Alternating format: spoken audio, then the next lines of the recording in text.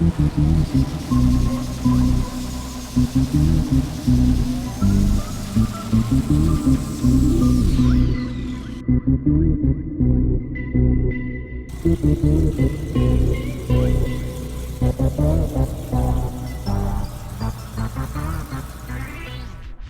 الأخير من الجي تي ار أو الفيس ليفت الجديد للآر 35 كان بقوة 560 حصان، قوة كبيرة معقولة لعربيات سبورت كوبي ياباني. بس ايه رأيك لو قلتلك ان في امريكا ممكن تلاقي نيسان جي تي ار فيها 5 اضعاف القوة دي؟ ايوه، نسخ معدلة بال2000 وال3000 حصان، طيارات على عجل من الاخر. في الفيديو ده هنعدي على سباقات الدراج ريس اللي كتير منكم بيحبوها، ونشوف وصفة بناء تنين مش مجرد عربية، بهدف قطع مسافة ربع ميل في ثواني معدودة. وبشكل بديهي النسخ المعدلة جدا دي مش هتلاقيها في اي مكان كده عادي، معظمها ان ما كانش كلهم مش بيكون مسموح للشوارع اصلا. العربيات دي بتتجهز دايما لمشاركة في احداث رياضية، ايفنتات بتتعمل من كل سنة. في اكتر من ولاية في امريكا عندها مهرجانات سرعة قوية جدا، زي مثلا مناطق في فلوريدا بالليل. برضو الطرق السريعة البعيدة في كاليفورنيا بيحصل فيها جنان هناك. وطبعا القمة بتاعت الموتور سبورت الرسمي او الغير قانوني حتى بتكون في لاس فيجاس. لكن احنا هنتكلم عن ولاية واحدة هي معقل لكل النسخ المعدلة اللي ما تتخيلهاش انها موجودة في الحقيقة، وهي ولاية تكساس. في حدث مهم جدا ومبهر الصراحة اسمه تكساس 2K،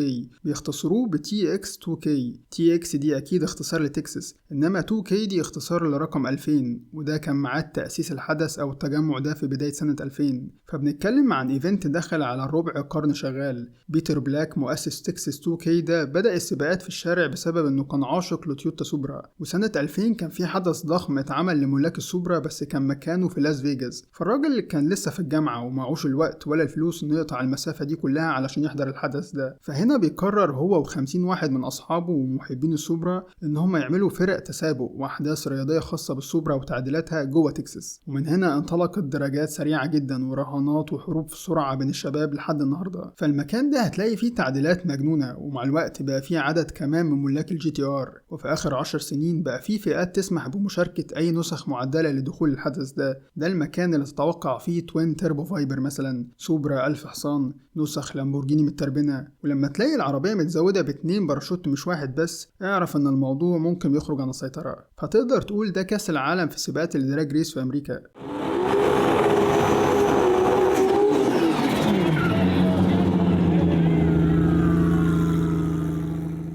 حبيت بس اقولك ازاي الايفنت ده طلع وكبر كده علشان تجمع حاجتين: ان الموضوع محتاج محركات قوية جدا لان هناك اكيد في عربيات اقوى واسرع بكتير. تاني حاجة ان النسخ الياباني في المكان ده حاجة من عالم تاني، خصوصا الجي تي ار ودول اللي هنتكلم عليهم النهاردة. فنرجع لجودزيلا من تاني، في جراشات متخصصة بس في بناء نسخ دراجات من الار 35، وفي فرق مش بتشارك ابدا غير بالنسخة دي كل سنة، بس بيحسنوا في المحرك والميكانيكا باستمرار. فهتلاقي كل سنة زي ما تكون كائن ميكانيكي ليها اسم وهوية وليها سجل بأرقامها. من أشهر العربيات دي مثلا نسخة ذهبي باسم ألفا كوين، في ميد نايت فيوري بسلاح أمامي يقطع الهواء، في كمان المعروفة بالنايت تيرور نسخة بلاك أوت تطلع لك في كوابيسك. فالتلاتة اللي جبنا سيرتهم دول قوتهم في حدود 2500 حصان، وسرعة طبعا تكسر 350 كيلو على العداد. كل ده بنفس ترتيب ال6 اسطوانات بتوع المحرك الأصلي، نفس الشكل بس طبعا، لكن كل حاجة تانية اتغيرت للمستوى الأخير. فتعال نشوف جراج AMS Performance وإزاي بيبنوا واحدة من الجي تي ارات دول بهدف الوصول لأقوى جي تي ار في العالم. فهنا المحرك مش بيكون متعدل بقطع مخصوصة أو أنظمة محسنة، لا ده المحرك هنا كله بيكون مختلف، بيشيلوا الأساسي وبيركبوا واحد تاني ولكن بنفس مواصفات هندسة المحرك الأصلي اللي كان خارج من الشركة. ففي حالة الجي تي ار هيفضل 6 سلندر في سعته 3800 سي سي.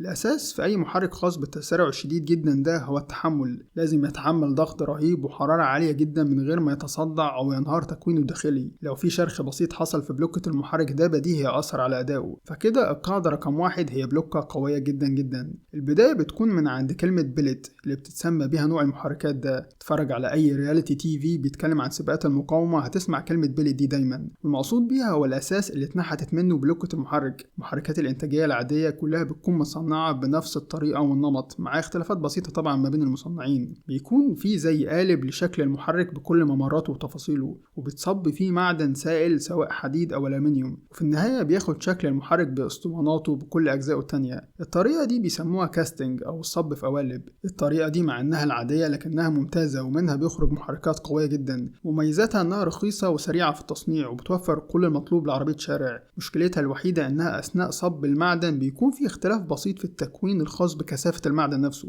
المعدن من بعيد بيكون واضح إنه نفس المواصفات لكل جزء في البلوكة، لكن من قريب جدا بشكل مجهري طبعا هتلاقي إن ترتيب مكونات المادة مختلف في كل مكان عن التاني. الاختلاف ده في العادي مش بيأثر في حاجة، لكن في حالة سباقات الدراج ريس العنيفة جدا دي بيشكل نوع ضعف ممكن بسبب القوة الكبيرة تتفكك عن بعضها. فالحل هنا بيكون مش في صب المعدن السخن في قالب، إنما نحت هيكل المحرك من البداية في مكعب ضخم جدا من المعدن. عارف فكرة القطع اللي بتكون متصنعة بطريقة الفورجد اللي بتتعرض لضغط كبير وقت التصنيع بيخلي التكوين يكون صلب وكله متناسق؟ قطع الفورج دي بتكون غالبا أجزاء متحركة حيوية جدا في المحرك زي البيستن والكونكتنج رودز وكمان أحيانا الكرانك شافت. فالأجزاء دي بسهولة تقدر تكبسها، لكن مستحيل تقدر تكبس بلوكة المحرك كلها. فهنا الكبس بيحصل في البداية خالص. زي ما قلت لك بيلت دي يعني مكعب صلب من المعدن، فجراج AMS Performance بيجيب مكعبات ألمنيوم ضخمة وبينحت هيكل المحرك منها عن طريق مكنة CNC اللي بيكون دقيق جدا جدا وبيخرج أي تصميم انت عايزه جاهز من الكمبيوتر. ممكن يجي في بالك إن الأساس لنوع المحركات دي اللي هو المكعب المعدن ده أصلا في البداية معمول بنفس فكرة الكاست. وصحيح الألمنيوم بيتصب على شكل سبايك في البداية وبعدين يتسيح ويتصب في شكل مكعب ضخم، إلا إن شكل سبيكة الألمنيوم بيكون بسيط ومش بيسمح باختلافات كبيرة في تكوين المادة. ومرحلة التبريد بيكونوا متحكمين فيها وبيسموها هنا معالجة علشان ما يبردش المعدن بطريقة تأثر على تكوينه.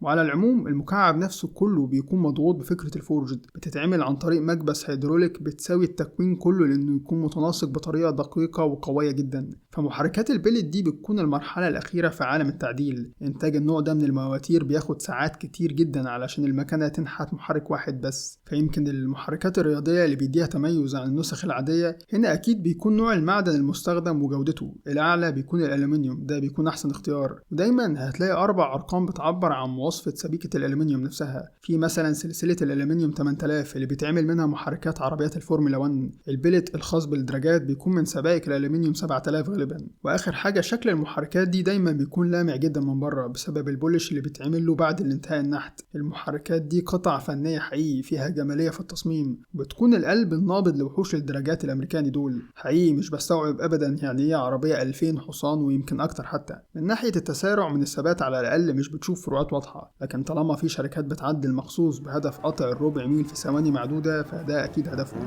في النهاية هسيبك مع مجموعة مشاهد لنسخ صاروخية معدلة قوتها 1000 و2000 والأخيرة دي هتكون 3000 حصان. نسخ ظهرت في حدث تكساس 2K ده على مدار الكام سنة اللي فاتوا، هيخلوك تتأكد إن السرعة هي أكتر حاجة ممتعة في عالم العربيات.